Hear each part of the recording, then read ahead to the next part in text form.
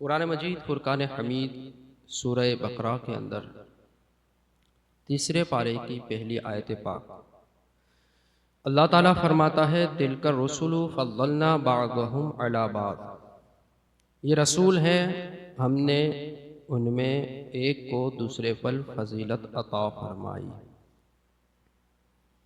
مِنْهُمْ مَنْ كَلَّمَ اللَّهُ وَرَفَعَ بَعْضَهُمْ دَرَجَاتٍ، ان میں سے کچھ وہ ہیں جن سے اللہ نے کلام فرمایا، بات کی، اور کچھ وہ ہیں جنہیں درجوں بلند فرمایا۔ وَآتَيْنَا عِيسَى ابْنَ مَرْيَمَ الْبَيِّنَاتِ وَأَيَّدْنَاهُ بِرُوحِ الْقُدُسِ، اور ہم نے عیسیٰ ابن مریم کو روشن نشانیاں عطا فرمائی اور پاکیزہ روح قدس کے ذریعہ ان کی مدد فرمائی۔ سورہ بقرہ کی آیت نمبر 253 میں سے میں نے تھوڑا سا حصہ آپ کے سامنے رکھا۔ اس آیت پاک کے اندر رب عز و جل نے اپنے محبوب حضرت محمد مصطفیٰ صلی اللہ تعالی علیہ وآلہ وسلم کی شان بابرکت کو بیان فرمایا ہے۔ آپ کی شان بیان کرنے سے پہلے کہا گیا تِلْكَ الرُّسُلُ فَضَّلْنَا بَعْضَهُمْ عَلَى بَعْضٍ، یہ رسول ہیں یعنی رسولان اعظام کی جماعت ہے۔ تمام کے تمام رسولان اعظام اصل منصب رسالت، منصب نبوت کے اعتبار سے جو ان کے پاس عہدہ ہے، اس کے اعتبار سے جو ذمہ داری نبوت و رسالت کی دی جاتی ہے، اس اعتبار سے کسی نبی اور کسی رسول میں کوئی تفاوت نہیں ہے، کوئی فرق نہیں ہے، ڈیفرنس نہیں ہے، سب برابر ہے اور سب کو برابر ماننا ضروری ہے، لیکن درجے الگ الگ ہیں، رتبے الگ الگ ہیں، فضیلتیں الگ الگ ہیں، بعض کو بعض پر رب عز و جل نے فضیلتیں عطا کی ہیں۔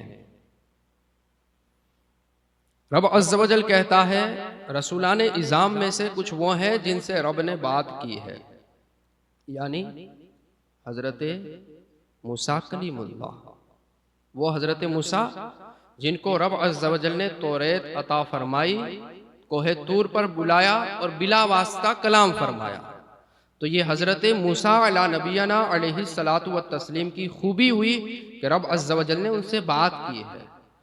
مرتبے کا لحاظ ہے، درجہ ہے ان کا، اونچا لیول ہے اس اعتبار سے، ورنہ رب کہتا نا آدم سے لے کر عیسیٰ تک، حضرت آدم سے لے کر حضرت محمد مصطفیٰ تک ہر کسی سے ہم نے بات کی ہے، ایسا نہیں ہے، ایسا نہیں ہے۔ وحی کا سلسلہ رہا، یعنی بذریعہ فرشتہ یا پھر خواب میں یا دل میں القاء کے ذریعہ بات ہوئی ہے، لیکن بلا واسطہ جس انداز سے حضرت کلیم سے بات ہوئی ہے ایسی بات نہیں ہوئی ہے، یہ رب نے کہا۔ پھر رب نے کیا کہا وَآتَيْنَا عِيسَى ابْنَ مَرْيَمَ الْبَيِّنَاتِ، اور ہم نے حضرت عیسیٰ ابن مریم کو روشن نشانیاں عطا فرمائی، وَأَيَّدْنَاهُ بِرُوحِ الْقُدُسِ، اور ان کی مدد فرمائی روح قدس یعنی روح الامین، یعنی حضرت جبرائیل علیہ السلام کے ذریعہ۔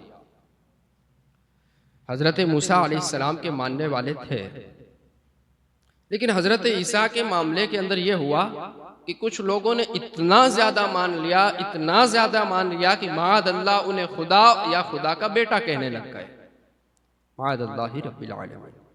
اور کچھ لوگوں نے اتنی ساری دشمنی کر ڈالی، اتنی ساری دشمنی کر ڈالی کہ ان کو ایک شریف آدمی ماننے کے لیے تیار نہیں، آپ کے خلاف قتل کی سازشیں کرنے لگے۔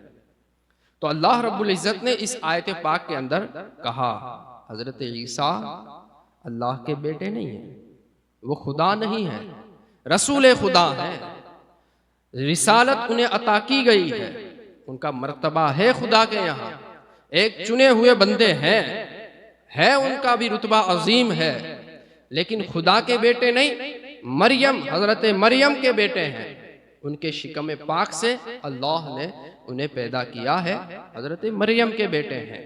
اور ہم نے انہیں رسالت کی جو ذمہ داری دی ہے تو اس کے ثبوت بھی انہیں عطا فرمائے ہیں۔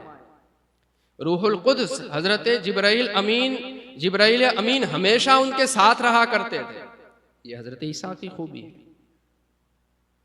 لیکن وَرَفَعَ بَعْضُهُمْ دَرَجَاتٍ، لیکن بعض وہ ہیں جنہیں ہم نے درجوں بلند کیا ہے، یعنی ان کا مرتبہ اونچوں سے بھی اونچا ہے، بڑا اونچا رتبہ انہیں عطا کیا گیا ہے۔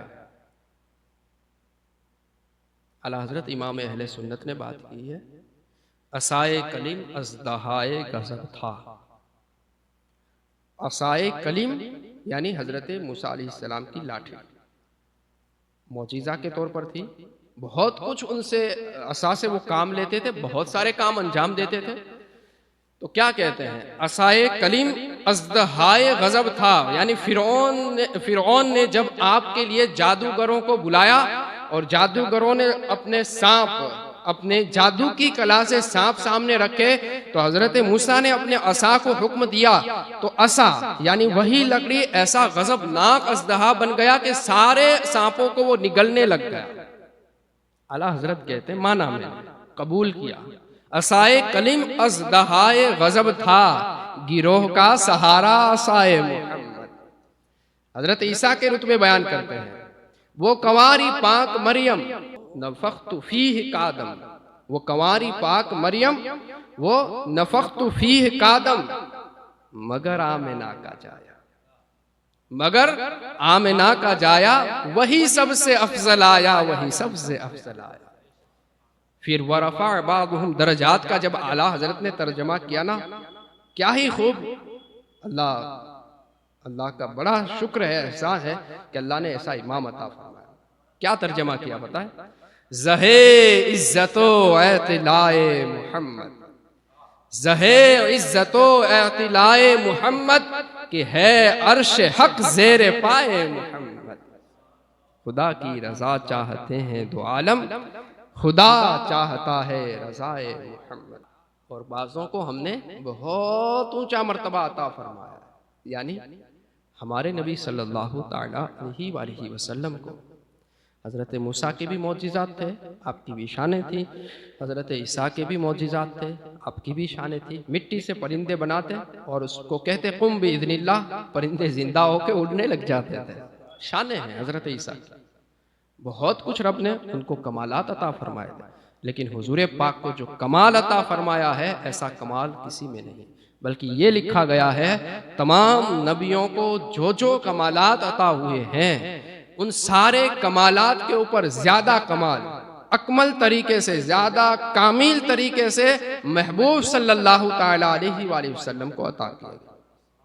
لیکن اس میں مسئلہ یہ ہے، یہ ساری باتیں اپنی جگہ پر حق درست ہیں، لیکن مسئلہ یہ ہے کہ حضور پاک کی یا کسی نبی کی شان بیان کرنے میں وہ لہجہ آپ اختیار نہیں کر سکتے جس کی وجہ سے کسی نبی کی شان میں ادنا سی بھی گستاخی ہو جائے۔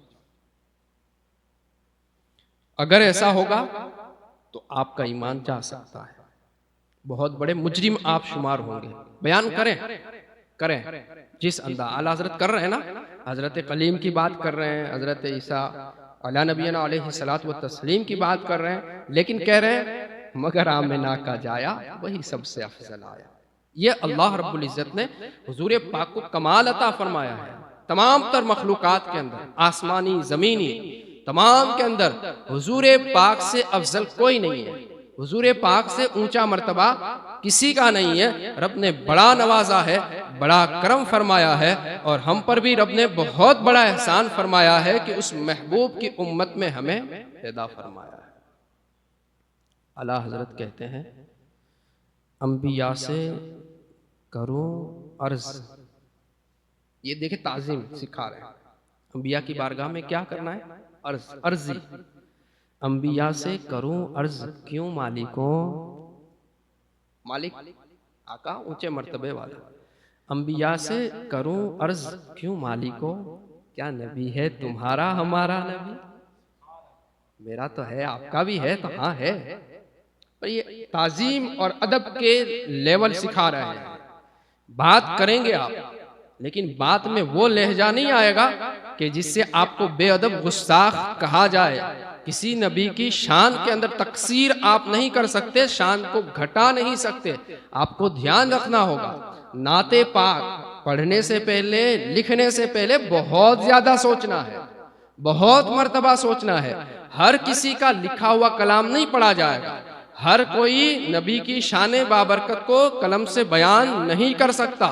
بہت دھیان رکھنا ہوگا. آج کل جو نئے نئے نعت خواں نکلے ہیں، نعت پڑھنے والے، نعت خواں کیا ہے، نوٹ خواں ہے، ان لوگوں کو پتا چلتا نہیں ہے، کسی کا بھی کیسا بھی کلام پڑھ دیتے ہیں. کسی نے غزل پڑھی ہے، اچھے انداز سے غزل لکھی ہے، اس کو بھی پڑھ دیا جاتا ہے، اور اس کو اس لیول سے پڑھتے ہیں معاذ اللہ کہ وہ حضور پاک سے بات کر رہے ہیں. جبکہ اس کے اندر کئی سارے ایسے اشعار ہوتے ہیں کہ شاعر اپنے کسی محبوب کو، محبوبہ کو مخاطب کر رہا ہوتا ہے، اس نے وہ جملے استعمال کیے ہوتے ہیں، اور یہ نعت کے لہجے میں پڑھ کر کے معاذ اللہ بہت برا کام کر جاتے ہیں. نہیں چلے گا، دھیان رکھنا ہے. مرتبے بیان کر سکتے ہیں. اگر میں یہاں پر حضرت موسیٰ علیہ نبینا علیہ الصلوۃ والتسلیم کی شان بابرکت کے اوپر خطاب کروں، کوئی برا نہیں ہے، بلکہ پورا سال خطاب کرتا رہوں، کوئی منع نہیں ہے. لیکن وہ لیول میرا ہو جائے کہ کسی نبی کی شان گھٹ جائے، معاملہ برا ہو جائے گا. میں پوری زندگی سارے خطاب حضور پاک صلی اللہ تعالی علیہ وآلہ وسلم کی ذات بابرکت کے اوپر کروں، کوئی جرم میرا نہیں ہے. بہت اچھی بات ہوگی، بہت اچھی بات ہوگی. رب نے وہ کمال ہی عطا فرمائے ہیں کہ زندگیاں ختم ہوتی ہے، حضور پاک کی کما حق کہو تعریف ہو ہی نہیں سکتی. لیکن لہجہ میرا دھیان رکھنا ہوگا، ادب کے دائروں میں رہ کر کے بات کرنی ہوگی. میرے حضور کو، نبی رحمت صلی اللہ تعالی علیہ وآلہ وسلم کو رب نے کیسے مراتب عطا فرمائے ہیں. اگر اللہ توفیق دے اور سورہ حجرات کو آپ پڑھیں، لگاتار آیتیں ایسی آپ کو ملیں گی شروعات سے لے کر کہ جس کے اندر محبوب کا ادب سکھایا گیا ہے. کیا کہا گیا؟ لا ترفعوا اصواتکم فوق صوت النبی ولا تجہروا لہ بالقول. کہا گیا ہے نبی کی آواز سے اپنی آواز اونچی نہ کرو. حضور پاک کی آواز سے اپنی آواز اونچی نہیں ہونی چاہیے. کتنا دھیان رکھنا پڑے گا. حضور کس لیول سے بول رہے ہیں آپ کو خیال رہنا چاہیے. اس میں وہاں بلند آواز سے تمہیں بات نہیں کرنی ہے. دوسری آیت پاک کے اندر کہا جاتا ہے حضور پاک کو حجروں کے باہر سے آواز نہ دو. جس طرح ایک دوسرے کو پکارتے ہو ایسا نہ پکارو، کہیں ایسا نہ ہو بے خبری میں تمہارے اعمال برباد نہ ہو جائیں. آگے کہا جاتا ہے کچھ لوگ وہ ہیں جو حضور کو آواز دے کر کے پکارتے ہیں، وہ ایسے لوگ ہیں کہ ان کے اعمال برباد ہو چکے ہیں، وہ عقل نہیں رکھتے ہیں. یعنی محبوب کا تو ادب کرنا ہی کرنا ہے. جس حجرہ بابرکت کے اندر محبوب آرام فرما ہے، تشریف فرما ہے، آپ کا بابرکت وجود جس حجرے کے اندر ہوتا ہے اس کا بھی دھیان اور خیال رکھنا ہے. گئے ڈائریکٹ آواز دے کر کے بلا لیا، ایسا نہیں چلے گا. تمہیں وہاں جانا ہے، کھڑے رہنا ہے، انتظار کرنا ہے. جب محبوب تشریف لائے تب تمہیں بات کرنی ہے. یہ محبوب کے درجے ہیں، دھیان رکھنا پڑے گا. یہ حضور کی حیات ظاہری کے اندر بھی ہے، اور آج بھی پردوں میں جب حضور ہیں تب بھی یہی چیز ہے. بلکہ حضرت عمر فاروق اعظم نے کچھ دیہات سے آنے والے لوگوں کو کہا تھا اگر آپ یہاں مدینے میں رہنے بسنے والے ہوتے تو آج تمہیں سزا ملتی اس بات پر کہ تم نے محبوب کی مسجد نبوی میں یا حجرہ مقدسہ کے باہر زور زور سے بولا ہے. ان لوگوں کو سوچنا چاہیے جو دیار پاک کی حاضری کے وقت ادب کو بھول جاتے ہیں. ان لوگوں کو خیال کرنا چاہیے ان کے اعمال کیسے ہوئے ہوں گے. جانا کس لیے قرآن نے سکھایا، جاؤ محبوب کے در پر جاؤ، وہاں پر جا کر کے محبوب کی بارگاہ میں عریضے پیش کرو. اپنے گناہ آپ سے ہو چکے ہیں، محبوب اگر آپ کے گناہوں کی معافی مانگیں گے تو خدا معاف کر دے گا. جاؤ معافی مانگو. جانا کس لیے تھا؟ پاک ہونے کے لیے. ہوا کیا؟ محبوب کے درے پاک کی بے ادبی کر کے آپ نے بہت بڑا نقصان اٹھا لیا. دھیان رکھنا ہے، محبوب کے درجے رب عز و جل نے بڑے اونچے کیے ہیں. آپ کی محفل کے ادب، آپ کی بارگاہ کے ادب، تمام تر چیزیں سکھائی ہیں. صحابہ اکرام یوں ہی حضور پاک کی بارگاہ میں خاموش نہیں بیٹھے رہتے تھے. لکھا گیا ہے کہ صحابہ اکرام جب حضور پاک کے در پاک پر بیٹھتے تو ایسے بیٹھتے گویا کہ ان کے سروں پر پرندے بیٹھے ہوئے ہیں، یعنی سر بھی ہلاتے نہیں تھے. حضرت ابوبکر صدیق رضی اللہ تعالیٰ ایسے بات کرتے گویا کہ کان میں بات کر رہے ہیں. اتنی دھیمی آواز سے عمر بولتے کہ کبھی حضور کو پوچھنا پڑتا عمر کیا کہہ رہے ہو. یہ قرآن کا آرڈر تھا، حکم تھا، تو اس کی پابندی ضروری تھی اور کرنا تھا، پڑے گا. بلکہ قرآن نے یہاں تک کہا ہے حضور کی بارگاہ میں بیٹھو نا تو پورا دھیان رکھو، خیال رکھو، اس انداز سے سنو کہ تمہیں دوبارہ سوال کرنے کی بھی ضرورت نہ پڑے. اتنا دھیان سے سنو. تو صحابہ اکرام بالکل سکون کا واتاورن بنا کر کے رکھتے تھے. حضور کی زبان سے نکلا شبد ان کے کان میں ڈائریکٹ آ جاتا تھا. اور یہی ادب ان لوگوں کا بھی ہے، اسی طرح کا ادب، یعنی محفل کا، ان کے حجروں کا، جو حضور پاک کے سچے وارث ہیں، یعنی علماء کرام. اگر ان سے بھی آپ کو کوئی کام ہے، بات کرنی ہے، ڈائریکٹ نہیں، اے باپو یہاں ہو تو ایم نہیں آلے. یہ اس لیے نہیں کہہ رہا ہوں کہ آپ میرا ادب کریں، یہ نہیں کہہ رہا ہوں میں. آپ کے اعمال برباد نہ ہو جائیں، اس لیے حضور پاک نے جن کو اپنا وارث کہا ہے ان کا آپ کو خیال رکھنا پڑے گا. ان سے بات کرنے میں ادب کے دائرے رکھنے پڑیں گے. اس لیے دھیان رکھنا ہے کہ یہی لوگ ہیں جو ہمیں حضور پاک کی باتیں سناتے ہیں، قرآن کی باتیں سناتے ہیں. اگر انہی کا ادب نہیں کریں گے تو ہم قرآن کا ادب، حدیث کا ادب، حضور کا ادب نہیں کر پائیں گے. آپ کو دھیان رکھنا ہو. اللہ توفیق نصیب عطا کرے. تو حضور پاک صلی اللہ تعالیٰ علیہ وآلہ وسلم رب نے جو کہا وَمِنْهُمْ وَرَفَعَ بَعْضُهُمْ دَرَجَاتٍ، ان میں سے کچھ وہ ہیں جنہیں درجوں بلند کیا، یعنی ہمارے نبی صلی اللہ تعالیٰ علیہ وآلہ وسلم کو رب عز و جل نے بڑا اونچا مقام، اونچا مرتبہ عطا فرمایا ہے. ایسا مرتبہ کسی اور کو عطا نہیں ہوا ہے. حضرت ابو ہریرہ رضی اللہ تعالیٰ عنہ روایت کرتے ہیں ایک مرتبہ حضور پاک نے فرمایا میری مثال ایسی ہے، میری مثال اور گزرے ہوئے انبیاء کرام کی مثال ایسی ہے.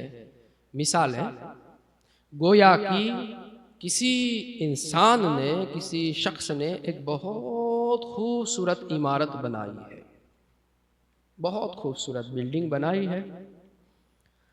جب مکان پوری طریقے سے تیار ہو گیا، لوگ آتے ہیں، دیکھتے ہیں، تعجب کرتے ہیں، واہ کیا مکان بنایا، کیا تعمیر خوب کی ہے، کتنا خوبصورت مکان بنایا ہے. حضور پاک کہتے ہیں لیکن اس مکان کے اندر ایک کونے میں کسی اینٹ کی جگہ خالی رکھی تھی. لوگ مکان دیکھے جا رہے ہیں، اس کی خوبصورتی کی تعریف کر رہے ہیں، لیکن سارے پرشن کرتے ہیں یہ خالی جگہ کس کے لیے ہے، یہ خالی جگہ کب پور ہوگی، یہاں کون سی اینٹ رکھی جائے گی. حضور پاک فرماتے ہیں اس اینٹ کی جگہ میں ہی آؤں گا اور میری وجہ سے وہ اینٹ مکمل ہوگی، وہ عمارت مکمل ہو جائے گی کہ رب عز و جل نے مجھے نبیوں کا آخر بنایا ہے، مجھ پر باب نبوت ختم ہو جائے گا، میرے بعد پھر کسی نبی کو نہیں آنا ہے. یہ میری فضیلت ہے، نبیوں کا آخر ہونا، نبیوں کا خاتم ہونا، خاتم النبیین ہونا، یہ بہت بڑی فضیلت ہے اور رب عز و جل نے یہ فضیلت مجھے عطا فرمائی. کتنی شانیں ہیں حضور پاک کی صلی اللہ علیہ وسلم کی. اگر ہمیں سمجھ آ جائے اتنا بڑا انعام رب نے بغیر مانگے عطا فرما دیا ہے، کاش ہمیں سمجھ آ جائے. لیکن سمجھ کب آئے گا؟ جب آپ اسٹیپ بائی اسٹیپ چلیں گے نا. تب تعظیم اور ادب کے معاملات یہ ڈائریکٹ سڈنلی اچانک آپ نہیں حاصل کر سکتے. آپ کو پہلے سکھایا گیا ہے ماں باپ کا ادب کرو، کیا ہے تو دوسرے کا کر سکتے ہو، باقی نہیں. استاذ کا ادب کرو، جب ماں باپ کا نہیں کیا ہوگا استاذ کا کیسے کر سکتے ہیں.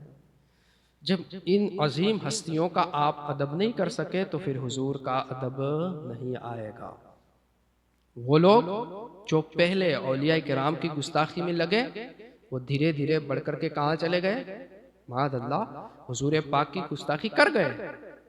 تو ہمیں یہ ٹرینڈ کیا جاتا ہے، ٹریننگ دی جاتی ہے، بھائی دھیان رکھنا ہے، خیال رکھنا ہے، کہیں ایسا نہ ہو جائے کہ تمہارے اعمال برباد ہو جائے، تمہارا نقصان ہو جائے۔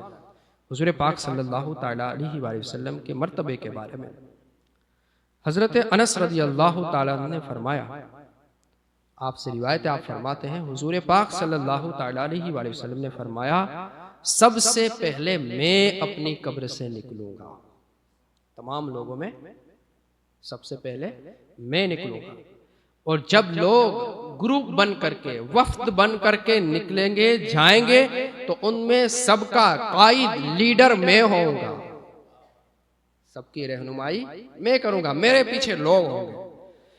جب لوگ تمام خاموش ہوں گے تو ان کی طرف سے خطیب بولنے والا میں ہوا کروں گا۔ جب لوگ روک دیے جائیں گے کس سے؟ جنت سے۔ جب لوگ روک دیے جائیں گے شفاعتوں سے، جب لوگ روک دیے جائیں گے بخشش و مغفرت سے، تو ان کی شفاعت کرنے والا سب سے پہلا میں ہوا کروں گا۔ حضور پاک نے فرمایا، جب لوگ مایوس ہو جائیں گے، تمام تر جگہ سے مایوس ہو جائیں گے، تو ان کو خوشخبری سنانے والا میں ہوں گا، اور قیامت کے دن بزرگی اور جنت کی چابیاں میرے پاس ہوگی۔ رب نے مجھے بڑا مکرم، بڑا معظم، بڑے اونچے مرتبے والا کیا ہے، اور میں تمام لوگوں سے بڑا اونچے مرتبے والا اس وقت ہوں گا، آج بھی ہوں، اس وقت ہوا کروں گا۔ اور اس روز جس وقت تمام لوگ نفسی نفسی کے عالم میں پڑے ہوں گے، میرے ساتھ 1000 خادم ہوں گے، میرے ساتھ اس روز 1000 خادم ہوں گے، گویا کہ وہ چھپے ہوئے حسین لوگ حسن ہے یا بکھرے ہوئے موتی۔ کیا شان ہے قیامت کے دن بھی۔ علامہ حسن نے کہا ہے، فقط اتنا سبب ہے انعقاد بزم محشر کا، فقط اتنا سبب ہے انعقاد بزم محشر کا، یعنی رب کو تو پتہ ہی ہے نا، آج فجر کی تفسیر میں آپ ہوتے تو آپ کو پتہ ہوتا، رب کو پتہ ہے کس نے کیا کیا ہے کیا نہیں کیا ہے، حساب و کتاب کا مسئلہ کیسا پتہ ہی ہے، رزلٹ پورا بار ہے، کس نے کیا کیا ہے وہ تو جانتا ہی ہے۔ ہمارے لیے مسائل ہے کہ بھئی اتنا بڑا کیسے یاد رکھیں گے، کیوں یاد کر پائیں گے، کیلکولیٹ کیسے کر پائیں گے، یہ سارے ہمارے مسئلے ہیں، اور رب کو تو سارا پتہ ہی ہے، کس کو جنت میں ڈالنا ہے، کس کو جہنم میں ڈالنا ہے، کس کو جنت کی طرف بھیجنا ہے، رب سارا جانتا ہے۔ لیکن کیا کہتے ہیں، فقط اتنا سبب ہے انعقاد بزم محشر کا، محشر کی جو بزم کا انعقاد ہوگا، آیوجن ہوگا، اس کا مطلب صرف اتنا ہی ہے کہ محبوب تمہاری شان محبوبی دکھائی جانے والی ہے، دیکھیں لوگ دیکھیں کیا شان بنائی ہے، قبروں سے سب سے پہلے اٹھ رہے ہیں، لوگوں کی رہنمائی کر رہے ہیں، لوگوں کے قائد بن کر کے جا رہے ہیں، خوشخبریاں سنا رہے ہیں، گنہگاروں خوش ہو جاؤ، تمہیں تو تمہاری ہی تو بخشش کرانے کے لیے آیا ہوں، لوگوں تمہیں جہنم میں نہیں جانا ہے، میں تمہیں جنت میں لے جاؤں گا۔ یہ محبوب صلی اللہ تعالیٰ علیہ وآلہ وسلم کے رتبے ہیں، اللہ نے ہمیں نصیب عطا فرمایا۔ اور محبوب نے کیا کہا پتہ ہے آپ کو؟ قرۃ عینی فی الصلاۃ، کیا کہا؟ میری آنکھوں کی ٹھنڈک نماز میں ہے۔ اور یہ امتی صرف اتنا نہ کر پائے تو یہ وفادار کہا جائے گا؟ صرف خالی حضور پاک کے نام پر سبحان اللہ کہنے کے سوا کچھ آپ نے نہیں کیا، جھوٹا دعویٰ محبت کا کیا، اس کے سوا کچھ نہ کیا۔ ہمارے شریر بدن کے اندر، ہمارے منہ کے اندر امپورٹنٹ آنکھ کا بہت زیادہ ہے۔ اگر کوئی کہے میری آنکھ کو ٹھنڈک پہنچی، یعنی آپ کو پورا سکون مل گیا۔ حضور کہتے ہیں میرا امتی نماز پڑھ لیتا ہے مجھے پورا سکون ملتا ہے، اور یہ امتی معاذ اللہ کہتا ہے مجھے سونے میں سکون ملتا ہے۔ مجھے کاروبار میں سکون ملتا ہے، میں اپنے دھندے کے اندر مشغول ہوتا ہوں تو مجھے سکون ملتا ہے. نہیں، ایسے آپ کو سکون نہیں مل سکتا. جب محبوب کو سکون ملے گا تب جا کر کے تمہیں سکون ملے گا، ورنہ سکون آپ کہیں سے بھی نہیں پا سکتے، چاہے آپ کروڑوں کے مالک بن جائیں، ملین بلینس بن جائیں، لیکن آپ کو سکون نصیب نہیں ہوگا. جب آپ نمازوں کی پابندی کریں گے، محبوب کو خوشی ہوگی تو آپ کو سکون مل جائے گا. کیا شان عطا فرمائی تھی حضور پاک صلی اللہ تعالیٰ علیہ وآلہ وسلم کو. حضرت ابو موسیٰ اشعری فرماتے ہیں، صحابی رسول، جناب ابو طالب ملک شام کے سفر کے لیے نکلے، ساتھ میں بڑے بڑے مالدار بزنس مین لوگ تھے اور حضور پاک بھی ساتھ تھے. ملک شام میں ایک راہب رہا کرتا تھا جس کے ہاں لوگ رکتے، مطلب جیسے ہمارے یہاں کیا ہوتا ہے کہ ہمیں آج اجمیر جانا ہے تو راستے میں ٹارگٹ لیتے نا بھائی 200 کلومیٹر پار کر کے فلاں ہوٹل پر ہمیں رکنا ہے، وہاں پر کھائیں گے پیئیں گے، پھر آگے سفر ہوگا، رات لمبی ہو جائے گی تو وہاں آرام کر لیں گے، پھر آگے کا سفر ہوگا. ایسا ملک شام کا سفر ہوتا تو جہاں پر لوگ رکتے وہ ایک راہب، جہاں انہیں سونے آرام کرنے کا وقت جگہ مل جاتی، کھانے پینے کی چیزیں مل جاتی، کرایہ دیتے اور لوگ آگے کا سفر کرتے. لیکن جس وقت حضور پاک سفر میں ساتھ میں تھے نا، اس وقت کا منظر عجیب رہا. وہ راہب تو کیا اپنے آنے والے کرایہ دار کا انتظار کرے، اپنی جگہ پر بیٹھے، اپنے حجرے میں رہے، آنے والا آئے آرام کرے، پیسے دے، کھانا کھائے، پیسے دے، چلا جائے، کچھ باتیں کرنی ہو جائے، اپنا کچھ چیزیں بیچنی ہو تو بیچ کر کے نکل جائے. لیکن جس وقت حضور پاک ساتھ آئے، اس وقت کا بیان حضرت ابو موسیٰ اشعری کہتے ہیں کہ جیسے جیسے یہ قافلہ بڑھتا گیا، وہ راہب دھیرے دھیرے قافلے کے قریب آیا، حضور پاک صلی اللہ تعالیٰ علیہ وآلہ وسلم کے ارد گرد چکر لگانے لگا.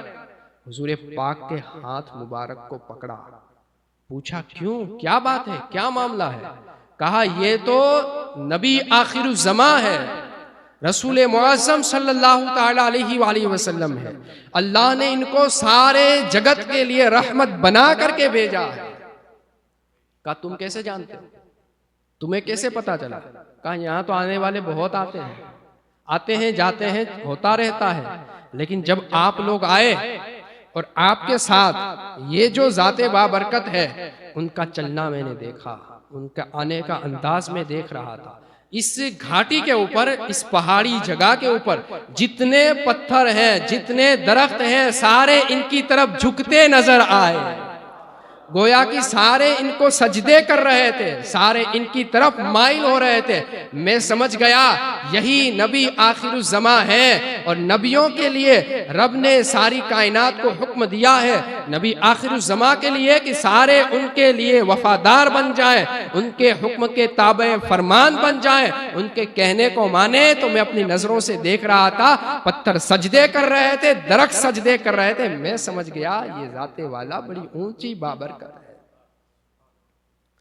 اس راہب نے یہ منظر جب دیکھا تو اس نے سسٹم چینج کیا، فوراً گیا، کھانا بنایا اور مہمانوں کے لیے خود کھانا لے کر کے آیا.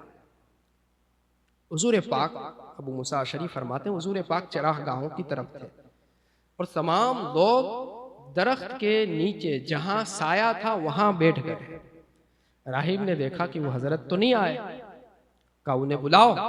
وہ گیا حضور پاک کو بلانے کی خاطر.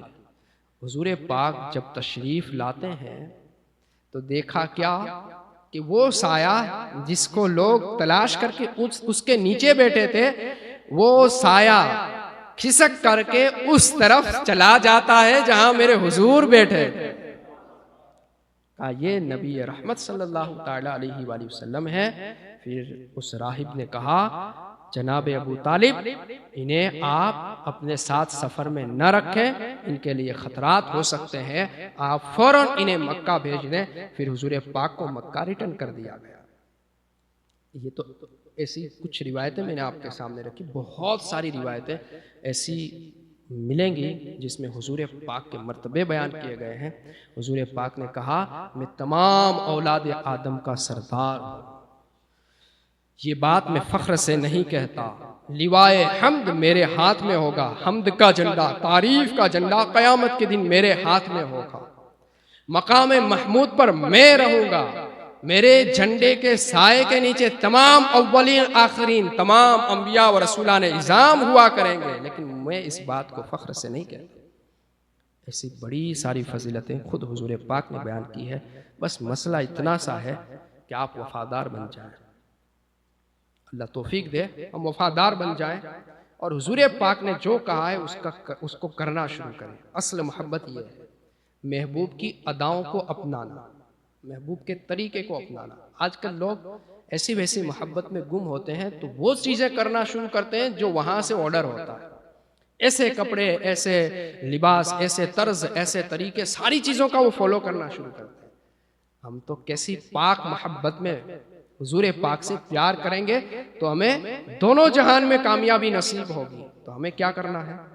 بس جو انہوں نے کیا ہے وہی کرنا ہے، جو کہا ہے وہی کرنا ہے، اور اس میں ہمیں تمام تر فائدے نصیب ہو جائیں گے، دنیا میں بھی کامیابی کامرانی اور آخرت میں بھی کامیابی کامرانی۔ رسوائی کسی جگہ نہیں ملے گی، بظاہر کہیں کہیں کچھ ہو جائے تو وہ تو ہمارے درجوں کو بلند کرنے کے لیے۔ جیسے ہمارے شریر میں کوئی بیماری آتی ہے تو بیماری کس لیے آتی ہے؟ حضور نے فرمایا نا، مومن کو بیماری بھی اس لیے آتی ہے کہ اس کے ثواب کے لیول بڑھ جائیں، اس کو بخشوانے کے لیے آیا کرتی ہے، اس کو گناہوں سے پاک کرنے کے لیے آیا کرتی ہے۔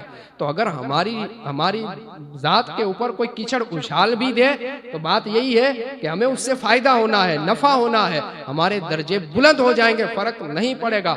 بس یہ ہے کہ آپ اپنی طرف سے کسی ایسے جرم میں مبتلا نہیں ہونے چاہیے جس کو اسلام نے منع کیا ہے، نہ کہا ہے، حضور نے منع کیا ہے، حضور پاک کی شریعت کے خلاف کا کام ہو رہا ہے، ایسا جرم آپ کی طرف سے نہیں ہونا چاہیے۔ باقی لوگ کریں، کرنے دیں، اس سے آپ کو کوئی فرق نقصان نہیں ہونے والا ہے۔ میرے حضور کے خلاف بھی مکہ والے سارے آ گئے تھے، پورا عرب دشمنی کرنے کے لیے تلا تھا، روم فارس کی بڑی بڑی سلطنتیں مقابلہ کرنے کے لیے تیار تھی، لیکن کیا ہوا؟ ہزاروں کلومیٹر دور آج ہم مسلمان پائے جاتے ہیں۔ اگر وہ دشمن کامیاب ہو جاتے تو وہیں پر بات رکتی، وہاں سے معاملہ ختم ہوتا، لیکن نہیں ہوا۔ نہیں، آج آپ دیکھو ایسے ایسے دیہات کے اندر جہاں پر آپ کو سفر کر کے مشکل سے راستہ ملے، سفر کے لیے مشکل سے راستہ ملے، ایسی جگہوں پر بھی اسلام کا کلمہ موجود ہے، رب کا کلام موجود ہے، نبی کا نام بابرکت لیا جاتا ہے، مسلمان پائے جاتے ہیں، بلکہ جنگلوں میں بھی اسلام پہنچا ہے، پائے جاتے ہیں۔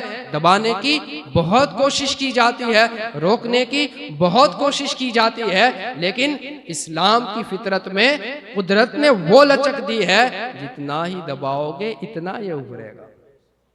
پھونکوں سے یہ چراغ بجھایا نہیں جائے گا، کوئی فرق نہیں پڑتا، یہ اللہ کی شان ہے۔ تو بس آپ اپنی طرف سے وفادار بن جائیں گے تو معاملہ حل ہوگا۔ اللہ ہمیں سمجھ عطا فرمائے۔